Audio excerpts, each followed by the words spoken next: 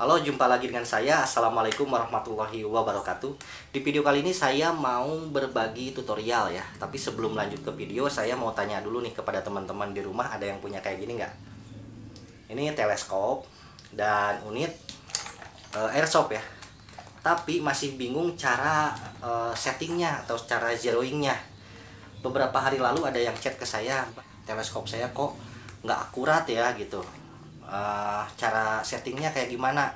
Beberapa orang ada yang bilang setting, ada yang bilang zeroing, istilahnya ada yang bilang kalibrasi, mungkin ada juga yang bilang sinkronisasi, sama aja ya. Intinya gimana caranya supaya si tembakan ini tepat di tengah-tengah crosshair ya, seperti di game-game atau di film-film gitu.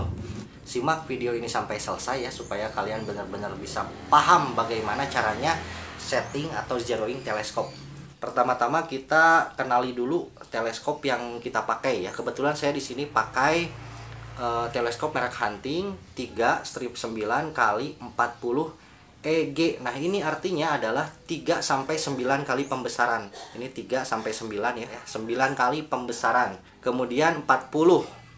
Nah, ini 40 ini menandakan 40 mm diameter lensa depannya. Kemudian EG. Nah, ini EG ini beberapa merek mungkin beda-beda istilah. Electric green kalau nggak salah, ada juga extra green. Nah, di sini ini biasanya menandakan ini bisa nyala. Bisa nyala, maksudnya si crosshair atau garis di dalamnya itu bisa nyala. Kalau misalkan kita putar seperti ini nyala. Ini warna, bisa warna merah, bisa juga warna hijau. Ini dipakai ketika pada saat si crosshair itu kurang kontras dengan objek. Oke, selanjutnya ke bagian teknis ya. Nah, di bagian sini kalau misalkan kita lihat di film-film langsung diputar seperti itu. Nah, memang beberapa teleskop ada yang bisa langsung diputar dari luar sini, tapi kebanyakan ini cuma sekedar tutupnya aja biar si settingan nggak berubah lagi. Ini dibuka dulu tutupnya, misalnya mau zeroing atau setting. Ini dibuka dulu tutupnya, kemudian kita zeroing. Nah, ini baru bisa diputar seperti ini. Oke, selanjutnya ke sesi pemasangan teleskop ya. Saya di sini pakai mounting airsoft. Kalau misalnya teman-teman sudah punya teleskop, ini sebetulnya teleskop yang dipergunakan di senapan angin sama di airsoft itu sama aja. Bedanya hanya di mountingnya aja, ininya nih, dudukannya.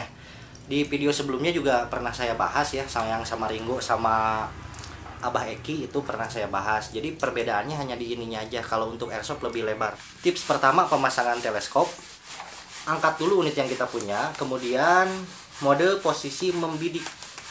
Enaknya nyamannya segimana? Nah, misalnya nih, saya segini nih. Ini nyamannya segini, kemudian pertahankan ya, pertahankan. Lanjut, angkat si teleskopnya ini, posisikan di mata kita. Ini untuk menentukan di mana akan kita pasang. Kalau misalnya masih ngeblur, contoh nih, ini terlalu dekat, wah ini ngeblur nih, nggak enak. Majuin dikit, majuin dikit. Nah, pas ini di mata saya, pasnya segini. Oke, pertahankan. Kita simpan di sini ya. Nah, langkah selanjutnya, yang pertama kita pasang mountingnya dulu. Pasang mountingnya dulu kurang lebih di sini ya, kurang lebih di sini sama di sini, di depan sini. Ini kebetulan ada covernya, saya lepas dulu. Yang bagian atas ini udah saya lepas ya kebetulan. Kemudian di sini 1 2 3 4 5 6. Nah, di sini kurang lebih di sini. Oke, enak, nggak ngeblur. Oke, baru kita pasang bautnya ya. Kita puter bautnya, jangan terlalu kencang. Nah, kalau posisi teleskopnya ini udah diam seperti ini, tapi masih bisa diputar-putar seperti ini dan bisa dimaju mundurkan, kita bidik lagi satu kali lagi. Dipastikan si crosshairnya itu tegak lurus ya. Kurang ke kanan dikit. Oke. Kurang mundur dikit. Oke, pertahankan. Nah, baru dikencengin, bener-bener dikencengin. Udah kenceng ya. Sekarang saatnya ke sesi zeroing atau kalibrasi atau setting atau sinkronisasi ya. Langkah pertama zeroing, kalau saya pribadi sih biasanya memakai kertas target ya. Kalau misalnya kawan-kawan nggak ada kertas target, bebas mau pakai kertas apapun bisa. Pakai kertas bekas seperti ini bisa, pakai kertas buku bisa, boleh, bebas aja. Langkah pertama, buat dulu tanda plus seperti ini. pakai spidol atau pakai pulpen, boleh, bebas ya.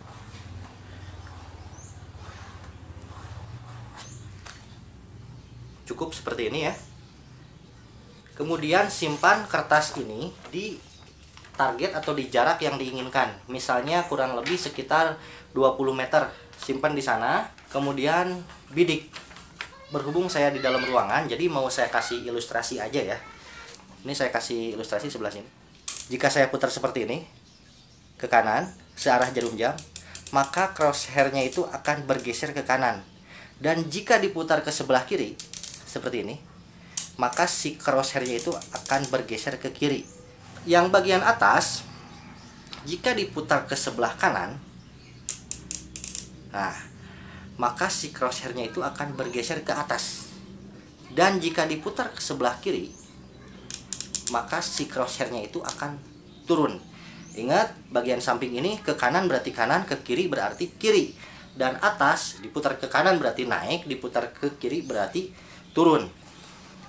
Kemudian kawan-kawan simpen target kertas ini di jarak yang diinginkan, misalnya 20 meter, simpan di sana. Kemudian bidik, posisikan crosshair di tengah-tengah garis. Oke. Tembak 1 kali. Tembak. Misal nih ya. Misalnya si titik tembakan jatuhnya itu di sebelah kanan bawah. Kanan bawah ya. Oke, sekarang saya minta kawan-kawan untuk membayangkan ya rumus yang tadi.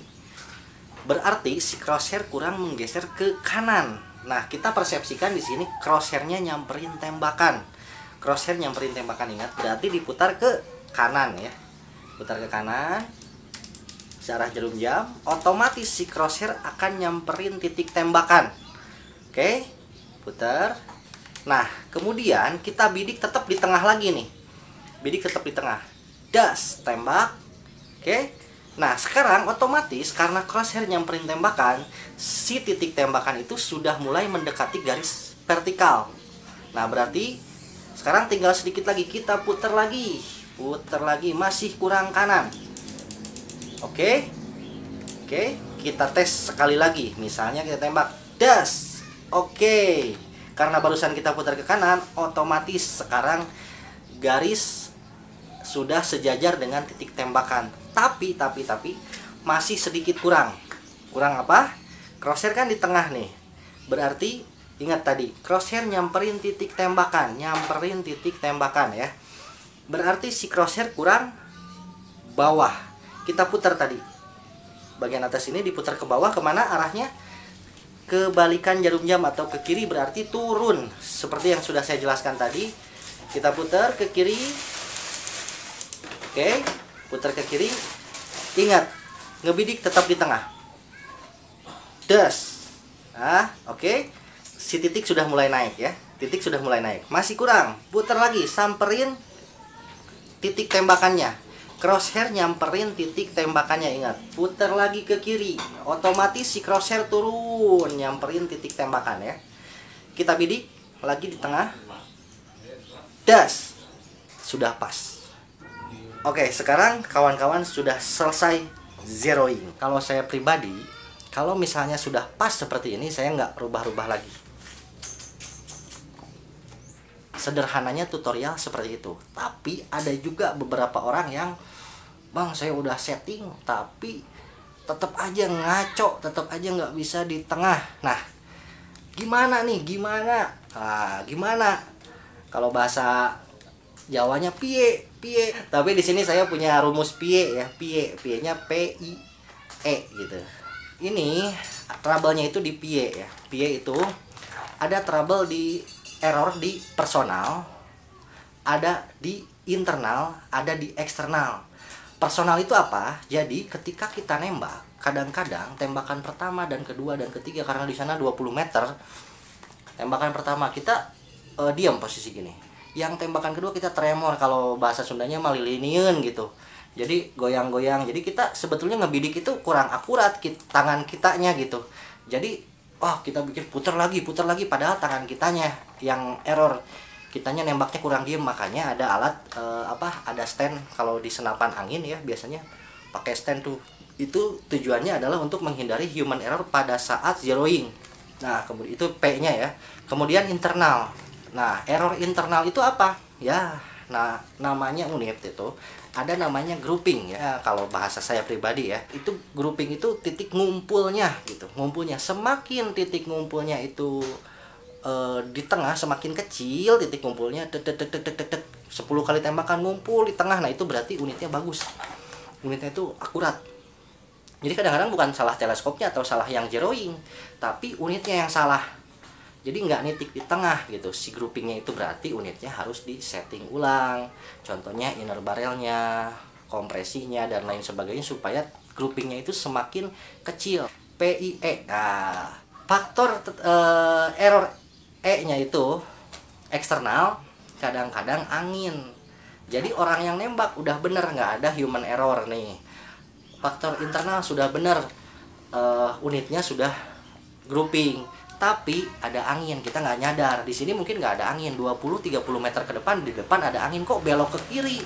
Saya biasanya tes, kalau nembak ke sana belok ke kiri, saya tembak ke sana. Kalau ke sana belok kanan berarti itu angin, kita nembak ke arah sana.